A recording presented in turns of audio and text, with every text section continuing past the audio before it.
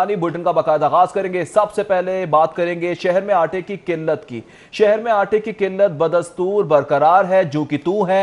Utility stores पर भी आटे की फराहमी तलब के मुताबिक ना हो सकी। मार्केट में आटे की मानी कीमतों पर फरोख्त धड़ल्ले से जारी है। जी हाँ, मार्केट में खुला आटा 75 से 80 रुपए किलो में फरोख्त किया जा रहा है, जबकि शहरियों का कहना है कि हुकूमत कम अज कम आटे की फराहमी को यकीनी बनाए। आटे की दस्तयाबी न होना हुकूमत की नाअहली है। शहरियों की जानिब से शिकवा किया जा रहा है और हुकूमत से मुतालिबा किया जा रहा है कि सस्ते आटे की फराहमी को यकीनी बनाया जाए, जबकि शहर में आटे की किल्लत बदस्तूर बरकरार है। यूटिलिटी स्टोर्स पर भी आटे की फराहमी तलब के मुताबिक न हो सकी। मार्केट में आटे की मनमानी कीमतों पर फरोख्त का सिलसिला जारी है। मार्केट में खुला आटा 75 से 80 रुपए किलो में फरोख्त किया जा रहा है, जबकि शहरी इस हवाले से कहते हैं कि हुकूमत कम अज कम आटे की फराहमी को तो यकीनी बनाए। आटे की दस्तयाबी न होना हुकूमत की नाअहली है। शहरियों की जानिब से इजहार नाराजगी किया जा रहा है, गम और गुस्से का इजहार किया जा रहा है और हुकूमत से मुतालिबा किया जा रहा है कि आटा, जो कि जरूरियात जिंदगी की अशिया में सबसे अहम जरूरत समझा जाता है, उसकी फराहमी को यकीनी बनाया जाए। फराहमी को यकीनी बनाया जाए। शहर में आटे की किल्लत बदस्तूर बरकरार है। यूटिलिटी स्टोर्स पर भी आटे की फराहमी तलब के मुताबिक नहीं हो सकी। मार्केट में आटे की मानी कीमतों पर फरोख्त भी जारी है, जबकि मार्केट में खुला आटा 75 से 80 रुपए किलो में फरोख्त हो रहा है। हुकूमत कम अज कम आटे की फराहमी को तो यकीनी बनाए। शहरियों की जानिब से इजहार बरहमी किया जा रहा है, शिकवा किया जा रहा है। आटे की दस्तयाबी ना होना हुकूमत की नाअहली करार दी जा रही है। शहरियों की जानिब से ऐसा कहा जा रहा है, जबकि शहर में आटे की किल्लत बदस्तूर बरकरार है। किल्लत जो कि तू है। यूटिलिटी स्टोर्स पर भी आटे की फराहमी तलब के मुताबिक नहीं हो सकी। मार्केट में आटे की मानी कीमतों पर फरोख्त भी जारी है, जबकि मार्केट में खुला आटा 75 से 80 रुपए किलो में बिकने लगा और हुकूमत कम अज कम आटे की फराहमी को तो यकीनी बनाए। शहरियों की जानिब से कहा जा रहा है, आटे की दस्तयाबी ना होना हुकूमत की नाअहली है। जी हाँ, शहरियों की जानिब से इजहार नाराजगी किया जा रहा है, गम और गुस्से का इजहार किया जा रहा है और मुतालिबा किया जा रहा है हुकूमत से कि आटे की फराहमी को यकीनी बनाया जाए। साथ ही साथ शहरियों की जानिब से यह भी कहा जा रहा है कि शहर में आटे की किल्लत है। यूटिलिटी स्टोर्स पर भी आटे की फराहमी तलब के मुताबिक नहीं है। क्या सूरत हाल है यूटिलिटी स्टोर्स की और मार्केट की, क्यों आटा दस्तयाब नहीं है, जानेंगे हसन अली से। जी हसन, बताएगा शहरी क्या कहते हैं। आटे की किल्लत जो है वो बदस्तूर बरकरार है। हुकूमत की जानिब से शहर में मुख्तलिफ मुकामात पे आटे के पॉइंट्स तो लगा दिए गए, लेकिन मार्केट में आटे की किल्लत दूर करने के लिए कोई इक़दामात नज़र नहीं आते। शहर की मार्केट में 10 किलो और 20 किलो का आटा जो है वो दस्तयाब नहीं है, जबकि खुला आटा जो है वो 75 रुपये से लेकर और 80 रुपये तक फ़रोख्त किया जा रहा है, जबकि चक्की का आटा जो है वो 76 रुपये फी किलो तक फ़रोख्त किया जा रहा है। इसी वाले से मज़ीद बात करेंगे। यहाँ पे मेरे साथ एक शहरी जो है मौजूद है। ये बताइएगा कि शहर में आटा दस्तयाब नहीं है, क्या कहें? ये आटा दस्तयाब नहीं है, चीनी दस्तयाब नहीं है। कोई चीज़ जो हुकूमत कहती है उस पर पूरा उतरती नहीं है। और गरीबों का तो बुरसान हाल कोई नहीं है और अल्लाह ताला के फजल से बस अल्लाह ताला चला रहा है इस मुल्क को। जो लोग नई हुकूमत आई है इसने मुल्क का बेड़ा गर्क करके रख दिया और आइंदा आने वाला वक्त भी बड़ा संगीन और मुश्किल वक्त होगा। आटा तो नापैद कर दिया, चीनी नापैद कर दी, हर चीज़ यहाँ से गायब है और कोई चीज़ अवेलेबल नहीं है मार्केट में। ये वादे और ये जो करते हैं ना वज़ीर आला साहब, वज़ीर आज़म साहब, इनके वादों पर भी कोई हकीकत नजर नहीं आती कहीं से भी। जैसे कि मेरे साथ यहाँ पे एक शहरी जो है मौजूद है, उनका ये कहना था कि हुकूमत की जानिब से सिर्फ दावे किए जाते हैं, लेकिन अमली तौर पे आम आदमी को, आम शहरियों को किसी किस्म की कोई भी सहूलत और रिलीफ जो है वो नहीं दिया जा रहा। उनका यही कहना था कि हुकूमत को चाहिए कि वो कम अज़ कम आटा और चीनी का जो मसला है इसको हल करे, सस्ते दामों पूरे शहर में दस्तयाबी को यकीनी बनाए ताकि आम शहरियों को सहूलत मिल सके। जबकि दूसरी तरफ जो पाकिस्तान फ्लोर मिल्स एसोसिएशन है, उनका यही मौक़िफ़ है। उनका कहना है कि जब तक जो गंदम की किल्लत है उसको दूर नहीं किया जाएगा और तलब के मुताबिक जो सरकारी गंदम का कोटा है वो फ्लोर मिल्स को फराहम नहीं किया जाएगा, उस वक्त तक आटे की किल्लत जो है वो दूर नहीं हो सकती। उनका यही कहना है कि इस वक्त अगर बात की जाए तो पंजाब में 10 लाख गंदम की किल्लत का सामना है, जबकि अगर पूरे मुल्क की बात की जाए तो 25 लाख टन गंदम की किल्लत का सामना है, जिसको पूरा करके ही किल्लत को दूर किया जा सकता है। ठीक है, आटे की किल्लत को दूर किया जा सकता है। बहुत शुक्रिया हसन अली, हमें तफसीलात से आकर रहे थे। शहर में आटे का बहरान जारी है। महकमा खुराक के 56 सस्ते पॉइंट्स पर फरोख्त का तनासुब 55% है, जबकि शहरियों के मुताबिक मोहल्लों में आटा दस्तयाब ही नहीं। जी हाँ, सस्ते पॉइंट्स पर आने पर मजबूर हो चुके हैं शहरी, रुल रहे हैं, ख्वार हो रहे हैं, दर बदर की ठोकरें खाने पर मजबूर हो गए हैं। शहर में जारी आटा बहरान ताहाल जारी है। महकमा खुराक के 56 सस्ते पॉइंट्स पर फरोख्त का तनासुब 55% रिकॉर्ड किया गया है, जबकि शहरियों के मुताबिक महलों में आटा दस्तयाब नहीं है, जिसकी वजह से सस्ते पॉइंट्स पर आने पर मजबूर हो रहे हैं और आटा तब भी नहीं मिल रहा है। मजीद तफसीलात जानेंगे इमरान यूनुस से। जी इमरान, बताएगा सस्ते पॉइंट्स की क्या सूरत हाल है, खरीदारों का क्या कहना है? जो है वो नायाब है, जहां दस्तयाब हो रहा है वहां 20 किलो आटे का थैला 100 से 150 रुपये महंगा जो है वो फरोख्त हो रहा है। बहरहाल इस सूरत हाल को महकमाना तौर पर कंट्रोल करने के लिए महकमा खुराक ने लाहौर शहर में 56 सस्ते सेल पॉइंट कायम किए हैं, जहां पर मिलों से बराह रास्त ट्रक लाकर खड़ा किया जाता है और शहरियों को 20 किलो का आटे का जो थैला है वो सरकारी निर्खों से भी कम फरोख्त किया जा रहा है। 20 किलो आटे के थैले की जो सरकारी कीमत है वो 860 रुपये है, लेकिन जो शहर में 56 पॉइंट है वहाँ पर 850 रुपये का 20 किलो का थैला जो है वो फ़रोख्त हो रहा है। इस वक्त मैं ऐसे ही एक ट्रकिंग पॉइंट पर मौजूद हूँ जहाँ पर शहरियों को आटा जो है वो फराम हो रहा है। एक शहरी जो है वो उन्होंने यहाँ पर ख़रीदारी भी की है। हम इनसे इनके गली मोहल्ले में आटे की क्या सूरत हाल है वो भी जानेंगे और इस ट्रकिंग पॉइंट के हवाले से वो क्या कहना चाहेंगे। अस्सलाम वालेकुम भाईजान, आपका नाम? मेरा नाम कामरान है सर। कामरान साहब, मैं आपसे जानना चाहूँगा आपके गली मोहल्ले में आटे की क्या सूरत हाल है, पहले वो बता दें। गली मोहल्ले में 950 से कम तोड़ा कोई नहीं दे रहा। ठीक है। वो भी कोई जिसे सौदा ले, कोई चने घी वगैरह, पहले तो वो कहते आटा ही नहीं आया। ठीक है। फिर वो उसके साथ वो आटा देता है, वो भी 950 का दे रहा है। ठीक है। और छुप के ही दे रहा है, तो इनकी मेहरबानी है, गाड़ी में से इन्होंने एक तोड़ा में 850 का। मेहरबानी। एक और फैमिली जो है वो यहाँ पर आई है, हम इनसे भी बात करेंगे और इनके इलाके के सूरत हाल के बारे में बात करेंगे। अस्सलाम वालेकुम सर, आप कहाँ से आए हैं? मैं ग्रीन टाउन से आया हूँ। ग्रीन टाउन से आप आटा लेने यहाँ पर आए हैं। मुझे बताएगा आपके ग्रीन टाउन में आटे की क्या सूरत हाल है? आटा नहीं मिल रहा उधर से। आटा नहीं मिल रहा? यूटिलिटी स्टोर से भी नहीं मिल रहा। यूटिलिटी स्टोर से भी नहीं मिल रहा। अच्छा, और कहीं से मिल भी रहा है कि नहीं? महंगा मिल रहा है? मिल रहा है, 60 रुपये किलो 65 रुपये किलो दे रहे हैं। अच्छा, 60 रुपये दुकानों वाले दे रहे हैं इतने का। बहुत शुक्रिया। बिल्कुल शहरी जो हैं वो यही बयान कर रहे हैं। पहले शहरी जो हैं वो समनाबाद से आए थे, दूसरे जो हैं वो ग्रीन टाउन से आए हैं और यही बयान कर रहे हैं कि इनके इलाकों में आटा जो है वो आम मार्केट में, आम दुकानों में दस्तयाब नहीं है।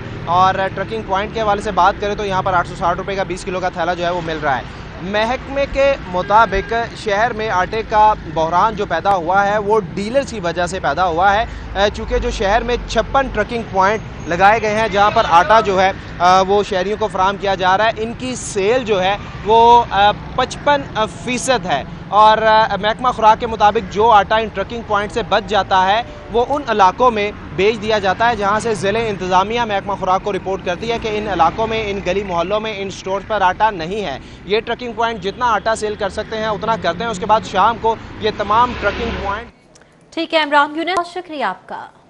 वज़ीर आला पंजाब उस्मान बुज़दार की जेर सदारत 3 घंटे तवील इजलास हुआ। मसाइल के हल के लिए लाइन ऑफ एक्शन पर पेशरफ्त का जायजा लिया गया। हर महकमे ने 1 माह के दौरान इकदामात पर ब्रीफिंग दी।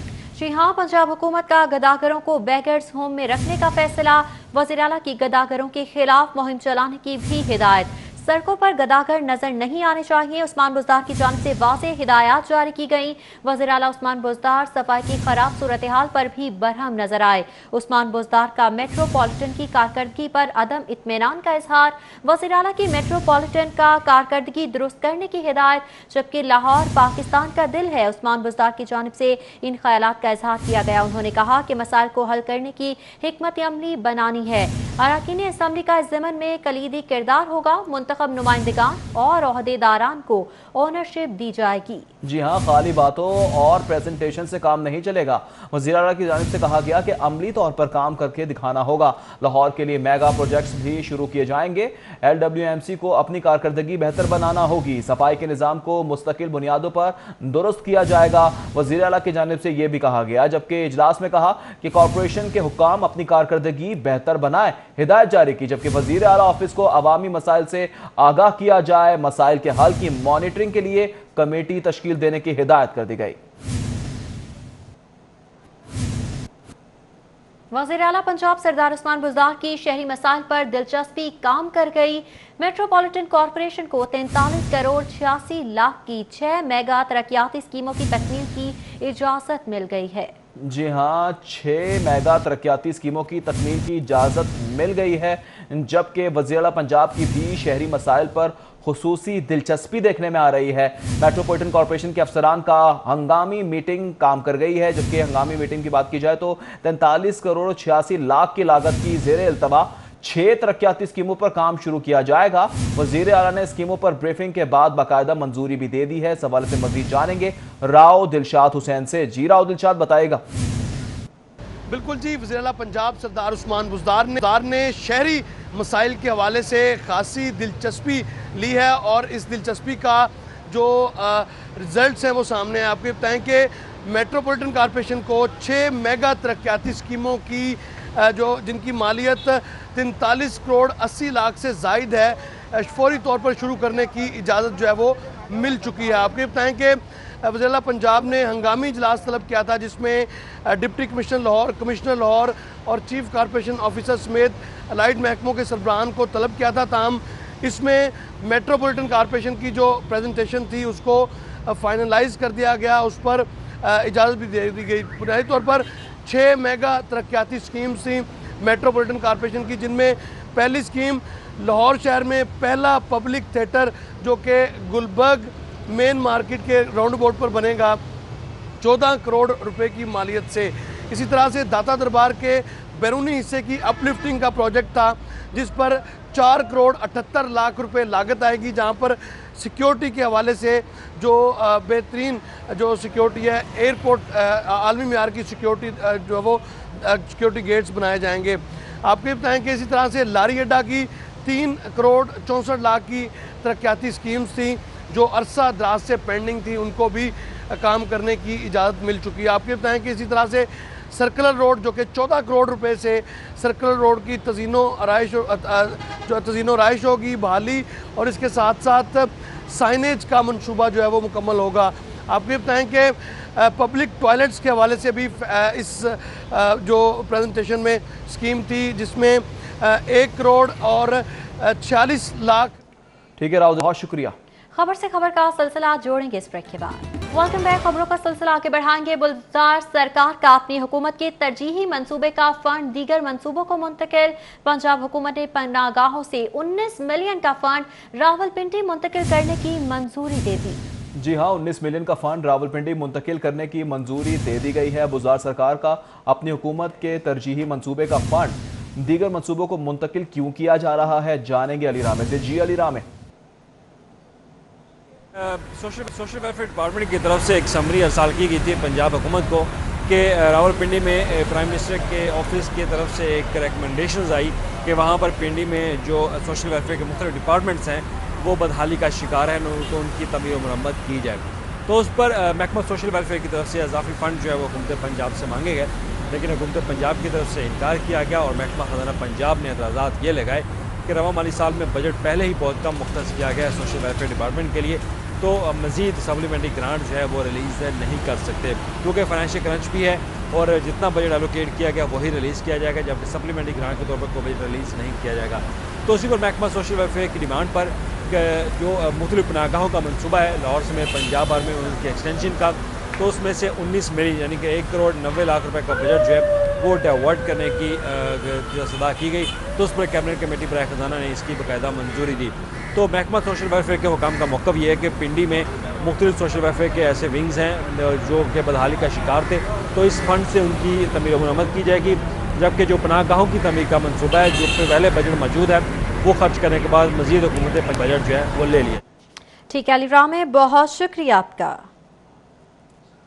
रहमतुल्लिल आलमीन सोशल सिक्योरिटी कार्डियोलॉजी का लैब 1 से बिल्डिंग खाली करवाने का मामला। सोशल सिक्योरिटी अफसरान बिजली बिल्स और बिल्डिंग किराया वसूली के बजाय लैब 1 के सिफारशी बन गए हैं। लाखों का किराया मुआफ करवाने के लिए तगोदो की जा रही है। जी हाँ, लाखों का किराया मुआफ करवाने की तगोदो शुरू कर दी गई है। रहमतुल्लिल आलमीन सोशल सिक्योरिटी कार्डियोलॉजी का लैब 1 से बिल्डिंग खाली करवाने का ये मामला है। इसी हवाले से आपको बताते चलें कि बिल्डिंग खाली करवाने के हवाले से तगोदो शुरू कर दी गई है। तफसीलात जानेंगे साउथ पर से। जी साउथ, आगाह कीजिएगा। आज बिल्कुल सोशल सिक्योरिटी और रहमतुल आलमीन कार्डियोलॉजी के दरमियान जो मुआहिदा था वो ख़त्म हो चुका है। अब जब बिल्डिंग खाली कराने का मामला आया है तो अब ये बात मंजर आम पर आई है कि सोशल सिक्योरिटी के अपने ही अफसरान लैब 1 को बचाने के लिए मैदान में आ गए हैं और तगोदो कर रहे हैं कि लैब 1 को किराया और यूटिलिटी मद में जो लाखों रुपए उनकी तरफ वाजिबुल अदा हैं वो ना अदा करने पड़े। ये मामला जैसे ही मंजर आम पर आया है तो सूबाई वज़ीर लेबर अंसर मजीद खान की जानिब से एक आला सतही कमेटी तश्कील दी गई है और कहा गया है कि ये तमाम तर मामले को डिग आउट करें और देखें कि रहमतुल आलमीन कार्डियोलॉजी और लैब 1 के दरमियान जो मुआहदा हुआ था उसके TORs क्या थे, और अब लैब 1 जब बिल्डिंग खाली करने का मामला और बिल्डिंग खाली करने की डेट्स करीब आ गई हैं और अब हुक्म इम्तनाई पर भी चले गए हैं तो वो किराया क्यों नहीं अदा कर रहे। ज़रा की जानब से बताया गया है कि डायरेक्टर ऑडिट रशीद गौरी, उसके साथ डायरेक्टर फाइनेंस मोहम्मद यूनुस और डिप्टी डायरेक्टर अब्दुल गफ़ार के ऊपर ये जो कमेटी है वो तश्कील दी गई है और कमेटी को कहा गया है कि ये सिफारिशात मुकम्मल करें और तमाम तर जो अदायगियाँ की गई हैं रहमतुल आलमीन कार्डियोलॉजी की तरफ से लैब 1 को उसका रिकॉर्ड तलब करें। ज़रा ये कन्फर्म कर रहे हैं कि गुज़िश्ता 2 साल के अंदर तकरीबन 3 करोड़ रुपए की जो अदायगियाँ हैं वो लैब 1 को की गई हैं टेस्टों की मद में। इस चीज़ को भी चेक किया जा रहा है कि आया ये तमाम तर जो अदायगियाँ हैं वो मेरिट पर हैं और मार्केट रेट के हवाले से जो टेस्टों के चार्जेस किए गए हैं उसके पीछे की कहानी क्या है। ज़रा की जानब से ये भी बताया गया है कि ऑडिट रिपोर्ट जो बनाई गई है 2016 से लेकर 2019 तक की। ठीक है सऊद, बहुत शुक्रिया तफसीलात से आगे करने के लिए। शहर के स्कूलों में तालीम का दूसरा मरहला शुरू हो चुका है। शहर के 1148 स्कूल्स को ताहाल फंड जारी नहीं किए गए। स्कूल एजुकेशन ने 1 सितंबर को 48,000 स्कूल्स को 3 अरब जारी किए। 3 अरब जारी किए गए थे। लाहौर के लिए 16 करोड़ 80 लाख से जायद के फंड जारी किए गए थे, जबकि स्कूलों के सरबराहान अपनी तरफ से फंड्स खर्च करने पर मजबूर हैं। पंजाब बैंक को फंड्स स्कूलों को देने के लिए फहरिस्त दे दी है। CEO की जानिब से ऐसा बताया जा रहा है। 1 रोज में फंड स्कूलों को मुंतकिल हो जाएंगे। परवेज अख्तर की जानिब से ये बताया गया है। LDA सिटी मंसूबा इंजीनियर्स की तजर्बे गाह बन गया है। LDA की नाअहली से नजरअंदाज किए गए तरक्याती काम और लैंड एक्विजिशन के फंड जैसे अहम जुज़ को दोबारा शामिल करने पर बुनियादी लागत का PC1 33 अरब से 39 अरब तक जा पहुंचा है। जी हाँ, इसी हवाले से आपको बताएं कि LDA सिटी मंसूबा इंजीनियर्स की तजर्बा गाह बन चुका है। ऐसा क्यों किया जा रहा है, जानेंगे दुरे नायाब से। जी दुरे बताइएगा। जी बिल्कुल, LDA सिटी मंसूबा जो है वो इंजीनियर्स की तजर्बा गाह बन गया और इंजीनियर्स की तजर्बा का इस तरह से बना है कि जो उसका बुनियादी PC1 बनाया गया, जब इस पर तरक्याती काम शुरू किए जाने थे तो उस पर बहुत सारे अहम कंपोनेंट्स को नज़रअंदाज किया गया।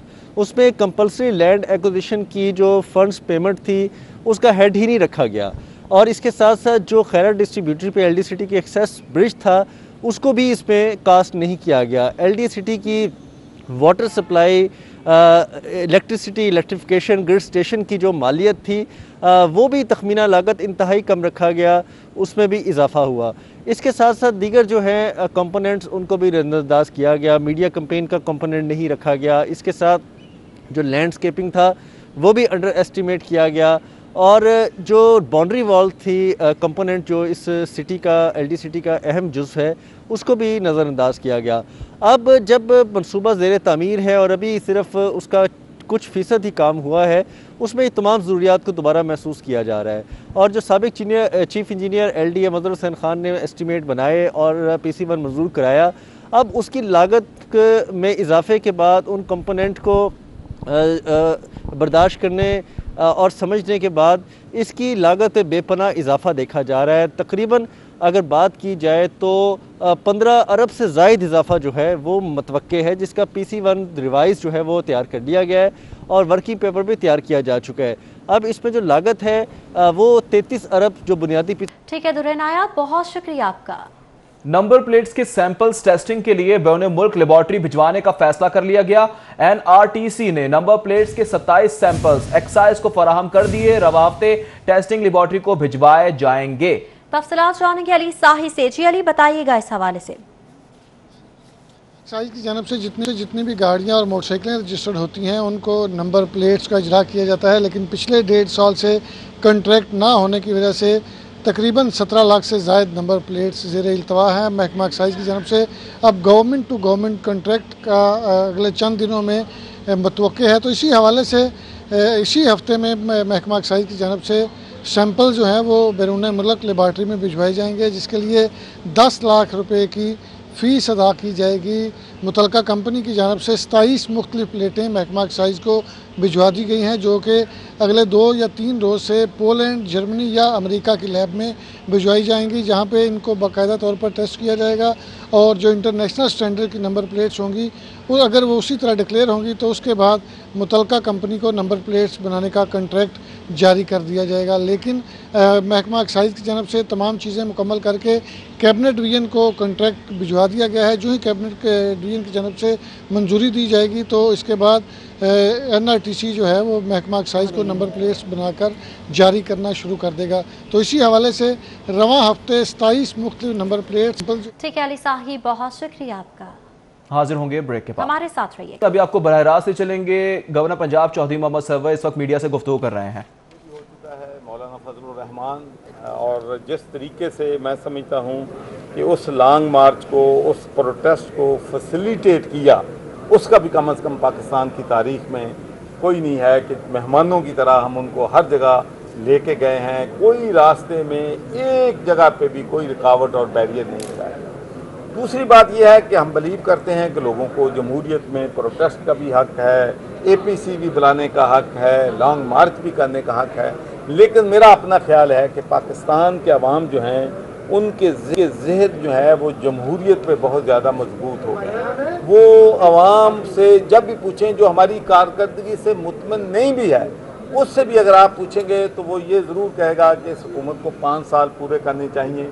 अवाम ने इनको 5 साल का मैंडेट दिया है। तो मेरा अपना जो ख्याल है, और मेरी कभी प्रेडिक्शन गलत पहले तो अभी नहीं हुई पाकिस्तान की सियासत में, तो मेरा ख्याल है कि हम इंशाल्लाह पूरे अपने 5 साल। ये फरमाया कि नैब का जो किरदार है उसके हवाले से एक कंट्रोवर्सी क्रिएट होती है कि जब भी अपोजिशन कोई मूव चलाती है तो नोटिस शुरू हो जाते हैं। अभी APC हुई है, उसके बाद मौलाना फजलुर रहमान को एसेट बियॉन्ड मीन्स का एक नोटिस जो है वो तैयार हो गया या सर्व कर दिया गया। तो ये आप नैब के किरदार से मुतमिन है कि पहली बात यह है कि मैं एक तो बात क्लियर करना चाहता हूँ कि पाकिस्तान तहरीक इंसाफ की हुकूमत नैब नहीं है और नैब हुकूमत नहीं। नैब अपने फैसले जो है वो आज़ादाना करती है। कोई भी पॉलिटिकल प्रेशर जो है हमारा उन पे नहीं है, बल्कि हम तो उनको बार बार ये बात कहते हैं, और आपने सुना होगा कि मैंने TV पे बार बार कहा है कि जब अगर सेलेक्टेड अकाउंटेबिलिटी होगी तो वो अपनी जो क्रेडिबिलिटी खो बैठती है। तो हम तो ये कहते हैं कि बिला इम्तियाज़, बिला तफरीक, उसी जमात से किसका तल्लुक हो, मेरिट पे तमाम लोगों का एहतसाब जो है इस वक्त बिला तफरीक हो रही है। ये मेरा ख्याल, उन्होंने आपको मालूम है कि तहरीक इंसाफ के लोगों को भी पकड़ा है। अगर बिला तफरीक ना हो रही होती तो हमारे मिनिस्टर को कैसे तो सर ये बताएं कि नवाज शरीफ ने जो खिताब किया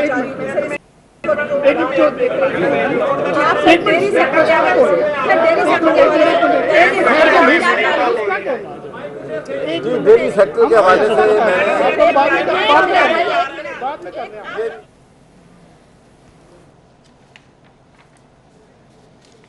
हर गवर्नमेंट ने इंटरनेशनल इश्यूज पे लाइन की आइडियोलॉजिकल जो बेसिस है उनको डैमेज करती थी, और यही वजह थी कि उनको जो कुछ उनके साथ होता रहा। अब कल परसों की तकरीर की आप बात कर लें, मैंने आप बात शुरू की कि 90s से उनके ख्यालात यही थे, और इसमें कोई मेरा ख्याल डाउट नहीं होनी चाहिए। अब तो खुल्लम खुल्ला उनको वो बयान भी करते रहे। ठीक है, आपके ख्यालात ये हो, आप एक लिमिट्स के अंदर रह के अपने ख्यालात की बेशक उनको फैलाते भी रहें, लेकिन आप लिमिट्स क्रॉस नहीं करते होते। आप जब अपने इदारों पे तनकीद करते हैं, जब आपकी स्टेट की डैमेज होने का खतरा होता है, जब FATF जैसे कवानीन जिनसे आपके मुल्क को नेशनल एक नुकसान हो सकता है इंटरनेशनली, जब इन कवानीन की मुखालफत करते हैं तो इसका मतलब है कि आप अपनी स्टेट की मुखालफत कर रहे हैं। इसकी इजाज़त नहीं दी जा सकती। उनकी कोई भी जो पॉलिटिकल पार्टीज़ जो हमारी सब अपोजिशन इसमें शामिल हो चुकी है, उन सब के मसाइल अपने अपने उन पर मैं बाद में आता हूँ। सब इकट्ठे तो सिर्फ एक एजेंडे के तहत हुए हैं, लेकिन ज़रूरी ये था कि उनको भी जो उनके साथ लोग शामिल हों, क्योंकि उन सब का ये एजेंडा नहीं है, उनको ये पता होना चाहिए कि मियाँ साहब का ये एजेंडा है कि वो पाकिस्तान की नज़रियाती असास को क्रॉस करके वो काम करना चाहते हैं जो किसी सूरत में पाकिस्तान का आम शहरी उसकी इजाज़त नहीं दे सकता, और उस असास की हिफाजत जो है हम अपनी जान से करेंगे। और मैं मुस्लिम लीग के अंदर पेट्रियाटिक लोग भरे हुए हैं, जिसमें उनके अपने भाई साहब भी शायद शामिल हैं। उनको चाहिए कि वो मियाँ नवाज शरीफ को डिसओन करें, जिस तरह अल्ताफ हुसैन को MQM ने डिसओन किया है। मैं उनसे अपील करता हूँ कि एजुकेशन राजा यासिर हुमायूं न्यूज़ कॉन्फ्रेंस कर रहे हैं। दूसरी जानिब आगे बढ़ेंगे। मुस्लिम लीग नून के सदर मियां शहबाज शरीफ की आज सालगिरह है। इसी हवाले से आपको बताएं कि मुल्क भर में शहबाज शरीफ की सालगिरह की मुनासबत से तकारीब का एहतमाम किया जाएगा।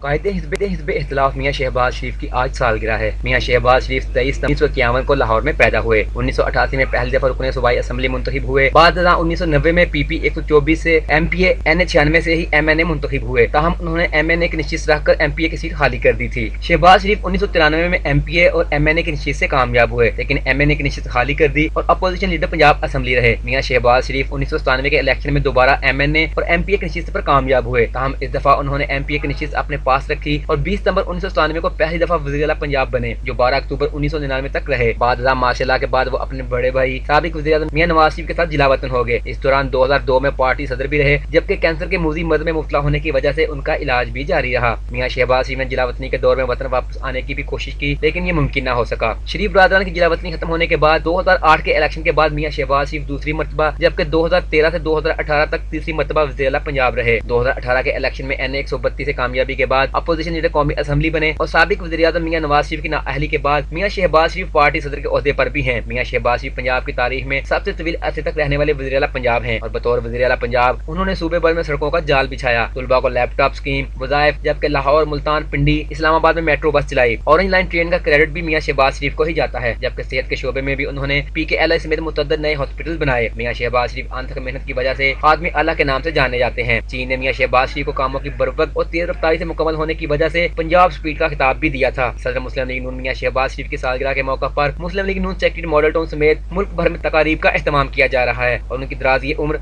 और मुश्किलात में कमी के हवाले से दुआएं की जा रही हैं। पाकिस्तान मुस्लिम लीग नून की नायब सदर मरियम नवाज ने ट्वीट किया है। मरियम नवाज ने नवाज शरीफ शहबाज शरीफ में इख्तिलाफात की तरदीद कर दी है। एक थे, एक हैं, हमेशा एक रहेंगे इंशाअल्लाह। मरियम नवाज की जानिब से ट्वीट में ये लिखा गया है। जी हाँ, मरियम नवाज ने लिखा कि हमें तोड़ने के ख्वाब देखने वाले खुद टूट जाएंगे, हमें तोड़ने वाले कई आए और कई गए। मरियम नवाज की जानिब से ये पैगाम शेयर किया गया है। पाकिस्तान मुस्लिम लीग नून की नायब सदर मरियम नवाज ने ट्वीट किया। मरियम नवाज ने नवाज शरीफ और शहबाज शरीफ में इख्तलाफात की तरदीद कर दी। उन्होंने लिखा कि एक थे, एक हैं, हमेशा एक रहेंगे इंशाअल्लाह। मरियम नवाज की जानिब से ये पैगाम दिया गया। वापस आएंगे इस ब्रेक के बाद। मरहले में मुल्क भर के मिडिल स्कूल भी SOPs के मुताबिक खोल दिए गए। मुल्क भर के कॉलेज, यूनिवर्सिटी और हाई स्कूल खुलने के बाद मिडिल स्कूलों में भी तालीमी सरगर्मियां शुरू हो गईं। स्कूल खुलने पर जहां वालिदैन ने इत्मीनान का इजहार किया है, वहीं तलबा भी स्कूल आने पर खुश दिखाई दिए। तलबा का कहना है कि तालीमी अदारे खुलने से वो अपने इम्तिहानात की तैयारी कर सके। साथी का कहना है कि तालीमी अदारों की बंदिश से तलबा भी घरों में बोरियत महसूस कर रहे थे। हुकूमत की जानब से मिडिल क्लासेस का आगाज स्कूल एजुकेशन डिपार्टमेंट के मुताबिक कोरोना सूरत हाल को देखते हुए प्राइमरी स्कूलों को 30 सितंबर से खोलने की इजाज़त वफाकी हुकूमत से मशावरत के बाद दी जाएगी, जिस पर निजी स्कूल मालकान ने तशवीश का इजहार करते हुए मुतालबा किया है कि हुकूमत प्राइमरी स्कूलों को भी बिला रोक टोक खोलने की इजाज़त दे। तालीमी सरगर्मियाँ होने पर जहाँ तलबा और तालबात खुश हैं, वहीं वालिदैन ने भी सुख का सांस लिया है। ताहम इंतजामिया की जिम्मेदारी है कि वो SOPs का खास ख्याल रखते हुए बच्चों के लिए हिफाजती इक़दाम को यकीनी बनाएं। कैमरामैन खालिद महमूद के साथ जुनैद रियाज, सिटी 42 न्यूज़ स्टूडियो से फिलवक्त इतना। देखते रहे सिटी 42।